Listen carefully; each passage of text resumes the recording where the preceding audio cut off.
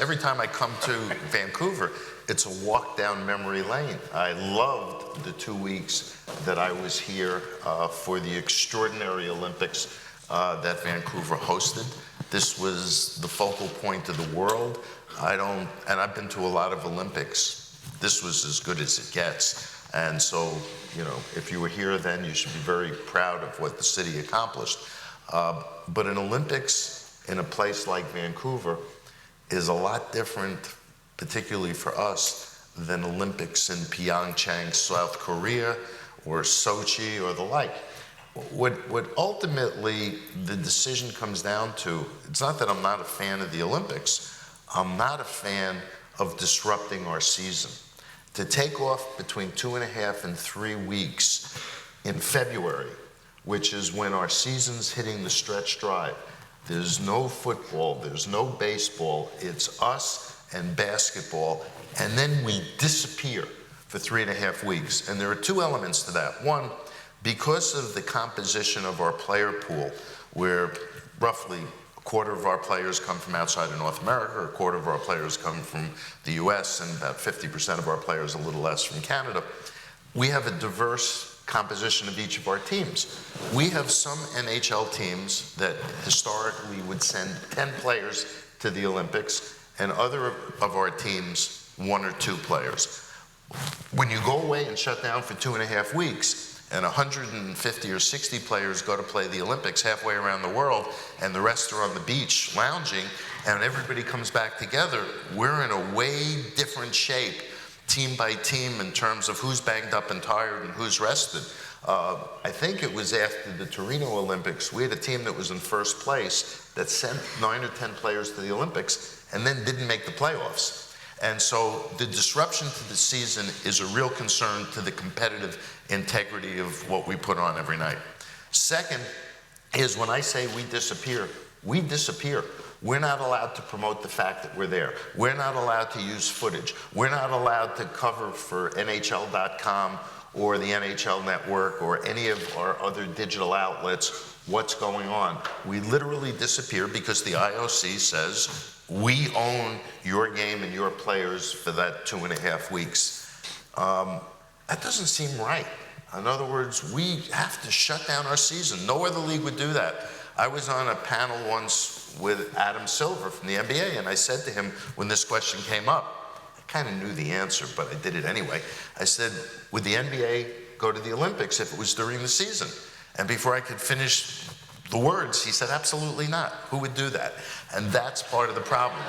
And we've talked to the IOC about the summer, and they go, no, they need hockey in the winter because the most hours of programming and the most tickets are sold are for the hockey competition, which should at least give us some credibility when we say to the IOC, we need to be able to promote our players and our game while they're there. I've actually had the audacity, their term, not mine, to suggest that we get the same rights as the top sponsor. Not to sell, but for us to promote our product the way the official other product sponsors get to promote their connection with the Olympics. And they said, absolutely not. What, are you crazy? Why would we let you do that? And I said, great. Are you crazy? Why should we shut down and go to your Olympics halfway around the world?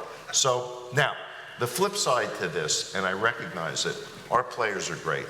And with the international composition of our player pool, our players love representing their countries. They do it as teenagers. They go to the World Juniors. They go to the World Championships. And when they get eliminated from the playoffs, they love to represent their countries. But, you know, this is a $5 billion business, which you don't shut it down in the middle of prime time just to go off on a vacation or another competition. And so there hasn't been a willingness by the International Ice Hockey Federation or the IOC to accommodate the issues that we have by disrupting our season. I will tell you two things. So we didn't go to Pyeongchang. We had a great season. Their ratings were off 40%. The buildings weren't full. And not that you have to be a fan of the Washington Capitals. If you think about last season when the Capitals won, they were in the doldrums in December and January, and it was in February when we would have been at the Olympics and shut down that they actually hit their stride and started winning. I dare say that they wouldn't have won the cup. Not that anybody here cares, but they wouldn't have won the cup had we taken an Olympic break. What I'm going to say privately and when I say privately publicly are different, but I'll let Gary just answer this. Private or public?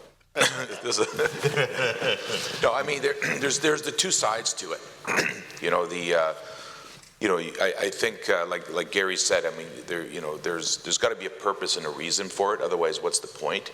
At the same time, our players go and there's a chance of injury and that can affect. I mean, I think Gary put it very eloquently. I think there's two sides to it, and if we're not getting anything out of it, what's the point? What's the benefit? And actually, getting anything out of it, we've never asked for money. Yeah. And what was also interesting, you just reminded me about Pyeongchang in South Korea. The IOC said, we're not going to pay all your expenses. It actually costs us about $20 million to go to the Olympics. Between insurance coverage for the players and travel, we got to, because every day we're down, hurts the rest of the schedule and compresses the rest of our schedule. We got to get the players in and out, which means we got to charter from a lot of places to get them there quickly. And then the players get to bring families and love. So it costs about $20 million. The IOC said we're not going to subsidize that. And so I believe our owners... Which we pay. Yeah, which we're not going to pay for the privilege of shutting down. I mean, it's actually a crazy business model that they ask us to embrace. But the Olympics say, we're the Olympics, we're the biggest platform in the world, and you have to do it our way or not at all. Yes, they're the biggest platform in the world. Yes, the Olympics are great, but not so great for us. Yeah. But when it's in a place like Vancouver, you then have to recalibrate, because here we're in North America, we're not halfway around the world, the games are on in prime time. That was a whole different effort, and so, yes, was it great to be here in Salt Lake City? Absolutely. The other, we've been to 5 Olympics, not so good.